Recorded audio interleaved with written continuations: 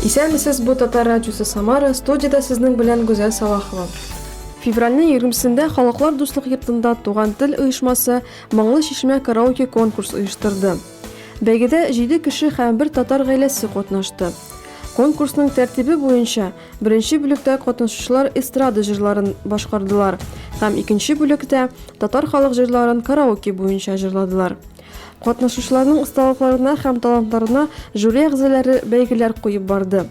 Алар арасында Татар эшмәкәрләренә ярдәм итү ассоциациясе җитәкчесе Наил Мустафин, Педагогик университетының дирижирование факультетының доценты Алия Амирова һәм шәһәр эстетик тәрбия бирү үзәгенең вокал укытучысы Галия Курмаева. Нәтиҗәләр буенча беренче урынны Залилетдинова Азалия яулады. Икенче урынга Шамшудинова Алина лайык булды һәм өченче урын Лилия Бикмаевага бирелде. Руслан һәм Алия Умярова гаиләсенә Туган тел оешмасы фотоаппарат бүләк итте. Калган кызларга Кирасирова Әлфия, Динмөхәммәтова Залия һәм Апанаева Алинага катнашучылары өчен рәхмәт хатлары бирелде.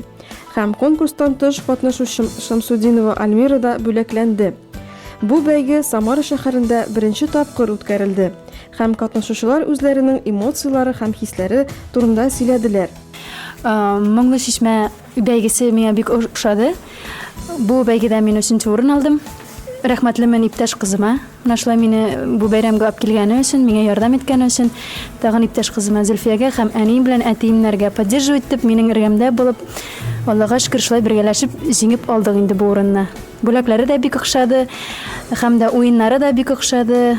Залдагы булган бүтән тамашачыларга бик зур рәхмәтлемен. Жюри әгъзасы Амирова Алия Фаридовна бу бәйгегә зур билгеләр бирде. Ну, во-первых, мне хочется отметить сам факт проведения этого конкурса. Это очень интересно, и здорово и своевременно. Это первый момент. Второй. Меня удивило и поразило во многом сильный состав участников. У очень многих девушек сильные, красивые, выразительные голоса. Все-таки татарская нация богата талантами. Пожелание на будущее – придумать какие-то новые требования к конкурсу. Вот в данном случае конкурс был посвящен в основном караоке. Да? Какие-то, может быть, пение без сопровождения, пение под другие инструменты, под фортепиано. Мы, члены жюри, должны продумать интересные требования, которые двигали бы участников все дальше и дальше. То есть позволяли им расти как певцам, как музыкантам.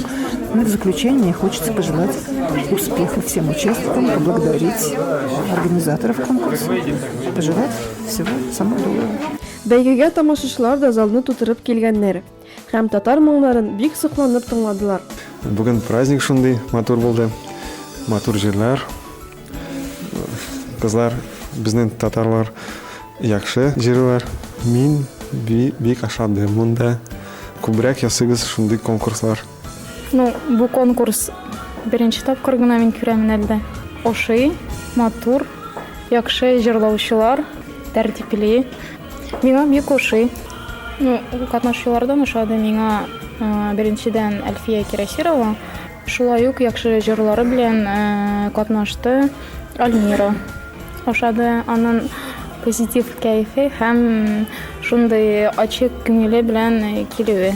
Бәйге бик матур узды. Тамашачылар арасында конкурста катнашырга теләүчеләр дә күбәйде. Шуңа күрә бәйгене икенче тапкыр үткәрелүен өметләнеп көтәләр.